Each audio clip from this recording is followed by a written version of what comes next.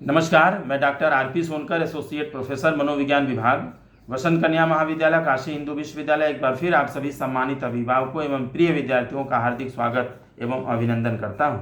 प्रिय विद्यार्थियों, आप सभी ने एडमिशन से संबंधित बहुत सारे सवाल किए हैं और उन सभी सवालों में से बहुत सारे सवाल ऐसे हैं जिनकी जानकारी ऑलरेडी मैं पिछले कई दिनों से दे रहा हूं। सवाल बार बार रिपीट हो रहे हैं, उस पर मैं बात नहीं करूंगा।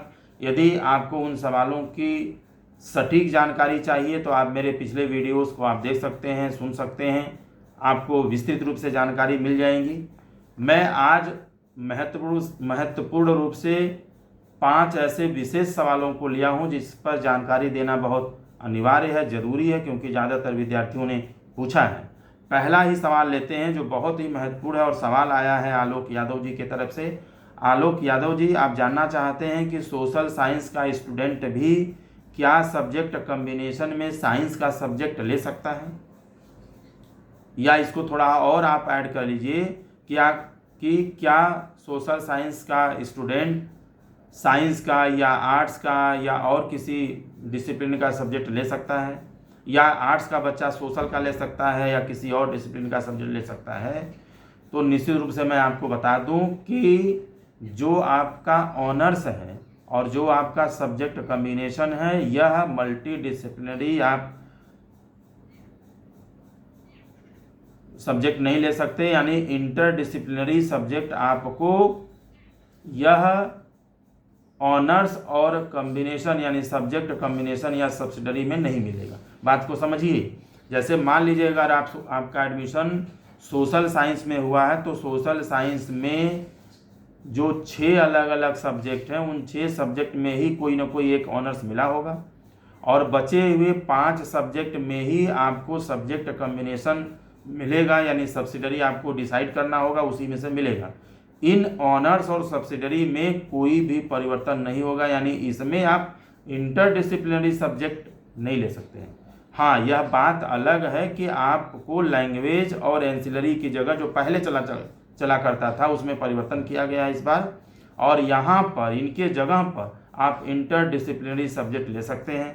आप साइंस का भी ले सकते हैं, आप आर्ट्स का भी ले सकते हैं, और भी तरह के जो सब्जेक्ट होंगे आप ले सकते हैं। हालांकि इंटरडिसिप्लिनरी जो सब्जेक्ट क्या होंगे, उनका प्रारूप क्या होगा, इस पर फाइनल जो डिसीजन है वह आना बाकी है। यह प्रक्रिया अंडर प्रोसेस है, इस पर काम चल रहा है और बहुत ही जल्दी इंटरडिसिप्लिनरी सब्जेक्ट्स के बारे में भी डिसीजन बीएचयू की तरफ से आ जाएगा, क्लियर कट नोटिफिकेशन जारी हो जाएगा, तब आप इसके बारे में सोच सकते हैं। फिलहाल इतना तो तय है कि आप जिस फैकल्टी में एडमिशन लेना चाहते हैं उसमें ऑनर्स और सब्सिडरी उसी का होगा, आप उसमें इंटरडिसिप्लिनरी सब्जेक्ट नहीं ले सकते। अगला सवाल लेते हैं जो तारकेश्वर तिवारी जी, चित्रकला जी, संदीप यादव जी, अंकित सिंह जी, मान्या पांडे जी और इनके अलावा भी बहुत सारे विद्यार्थियों ने यह जानना चाहा है कि सर क्या स्पॉट राउंड 3 आएगा, क्या छूटे हुए बच्चों को, कैंसिलेशन वाले बच्चों का एडमिशन मिलेगा। प्रिय विद्यार्थियों, मैंने अभी जो पिछला वीडियो आपके पास पहुंचा होगा उसमें इसी मुद्दे पर विस्तार से बात किया है। आप चाहें तो वीडियो निश्चित रूप से सुन सकते हैं। बहुत ही संक्षिप्त में बता दूं एक लाइन में कि स्पॉट राउंड 3 नहीं आएगा, बल्कि मॉपअप राउंड के आने की पूरी संभावना है, आएगा। और इसमें 21 से 22 यानी आज से कल तक में इसका नोटिफिकेशन निश्चित रूप से जारी हो जाएगा। और मैं बार बार कह रहा हूं कि 80 से 90% संभावना है कि स्पेशल मॉपअप राउंड बीएचयू की तरफ से आए और जिनका एडमिशन नहीं हो पाया है, जिनका कैंसिल हो गया है, इन बच्चों को भी एक विशेष मौका प्रदान किया जाए। अगला सवाल लेते हैं तीसरा जो मोहिनी शर्मा जी की तरफ से आया है, और मोहिनी जी का जानना चाहती हैं कि spot round 1st and 2nd का कट ऑफ कब तक जारी होगा। मोहिनी जी, मैंने पिछले वीडियो में बताया, मैं बहुत ही संक्षिप्त बता दूं कि spot round 1st and 2nd का कट ऑफ ऑलरेडी बीएचयू के ऑफिशियल वेबसाइट bhuonline.ac.in पर जारी किया जा चुका है, अपलोड किया जा चुका है। आप यहाँ जा करके उस कट ऑफ को, दोनों के कट ऑफ को आप देख सकती हैं। अगला सवाल लेते हैं चौथा सवाल, क्योंकि मुझे 5 महत्वपूर्ण सवालों पे जानकारी देनी है। चौथा सवाल प्रवेश यादव जी की तरफ से आया है। आप ये जानना चाहते हैं कि सर स्पॉट राउंड वालों को हॉस्टल मिलेगा कि नहीं। मैंने इसके पिछले वीडियो में भी इस पर आपको बताया था, जानकारी दिया था। मैं आपको बता दूं कि स्पॉट राउंड वालों को हॉस्टल मिलने की संभावना, मैं नहीं कह रहा हूं कि नहीं होती है, नहीं मिलता है, लेकिन स्पॉट राउंड वाले बच्चों को हॉस्टल मिलने की संभावना बहुत कम होती है, क्योंकि ज़्यादातर जो हॉस्टल होता है वो रेगुलर राउंड वाले बच्चों को प्रदान कर दिया जाता है और बचे हुए हॉस्टल ही स्पॉट राउंड तक पहुंच पाता है, स्पॉट राउंड वालों को मिल पाता है। क्योंकि स्पॉट राउंड और मॉपअप राउंड के थ्रू जिन बच्चों का एडमिशन होता है वो बहुत देर में होता है, और आपको मालूम है कि 17 सितंबर से क्लासेस का नोटिस आ गया है। स्पॉट राउंड फर्स्ट में, सेकेंड में, थर्ड में, regular round first, second, third and fourth में एडमिशन पाने वाले बच्चों को हॉस्टल अलॉटमेंट का कई राउंड चलाया जा चुका है, हॉस्टल मिल भी चुका है। 17 से क्लासेस चलने का नोटिफिकेशन भी जारी हो गया है, बच्चे आ भी रहे हैं, शिफ्ट भी हो रहे हैं क्योंकि उनको हॉस्टल मिल गया है, क्लासेस की नोटिस आ गई है, और जो नहीं हुए होंगे वो मंडे तक निश्चित रूप से आ जाएंगे। तो कुल मिला जुला करके स्पॉट राउंड वाले बच्चों को हॉस्टल मिलने की संभावना बहुत कम होती है, क्योंकि पहले से ही हॉस्टल अलॉटमेंट की प्रक्रिया शुरू हो चुकी है। अगला सवाल लेते हैं, अंतिम सवाल जो मोहित शर्मा जी के तरफ से आया है, और आप जानना चाहते हैं कि सर जो वैकेंट सीट है उसकी लिस्ट, उसका डिटेल कब तक जारी होगा। मैं बता दूं कि स्पॉट राउंड 2 की प्रक्रिया अभी कल यानी 21 सितंबर को रात 12 बजे समाप्त हुई है। रात में तो कुछ होगा नहीं, सुबह हुई है, निश्चित रूप से इस पर काम होगा और सभी सीटों का विश्लेषण किया जाएगा।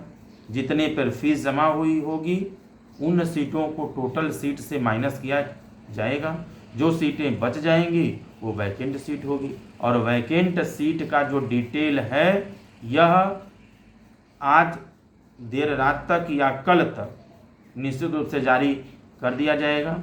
और मैं यहाँ पर एक चीज़ और आपको बता दूँ कि वैकेंट सीट का जो डिटेल है जारी होते ही मॉपअप राउंड से संबंधित जो नोटिफिकेशन है वो भी जारी होगा।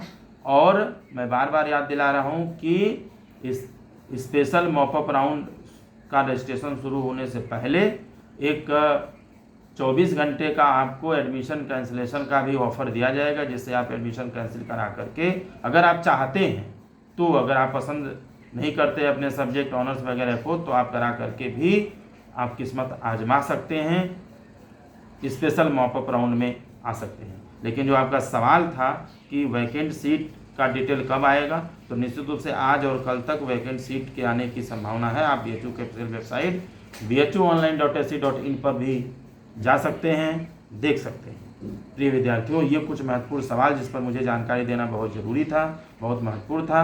अगर आपके भी कोई सवाल है तो आप कमेंट बॉक्स में लिख सकते हैं, मैं जानकारी देने की पूरी कोशिश करूँगा। और जैसे ही कोई नया अपडेट्स आता है मैं आपके साथ हमेशा की तरह साझा करता रहूँगा। तब तक आप सभी लोग खुश रहें, अपना ख्याल रखें। आप सभी को आपके एडमिशन की बहुत बहुत शुभकामनाएं, बहुत बहुत बधाई।